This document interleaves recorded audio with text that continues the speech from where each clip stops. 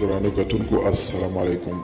زه محمد سلمان همدرد د حق غږ پښتو چینل خبري لنډیز کې ستاسو کوربه اوس تاسو پام را اړوم د مهمو خبرونو لنډیز ته. د امریکا منتخب ولسمشر جو بایډن له کورونا وایرس سره د مبارزې تر نامه لاندې اقتصادي مرستو اعلان وکړ چې له مخې به یې د واکسین ورکولو زیات او له دغه وبا څخه به اقتصادي اغیز مبارزه کوي. په انډونیزیا کې زورور زلزله وسوه. تازه جزئیات ښیي چې لږ تر لږه 3 تنه مړه شوي او د هوټل په شول لوی ودانۍ هغه مهال ړنګې شوې کله چې 6.2 زلزلې د انډونیزیا سولاویسي ټاپو ولړزاوه.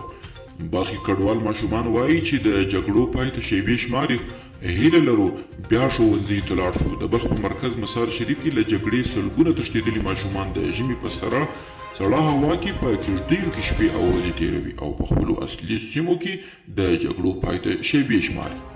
د تاوتریخوالي او ګنګوسو تر څنګ ملګرو ملتونو په چین کې د کورونا وایرس په اړه تحقیقات شروع کړي.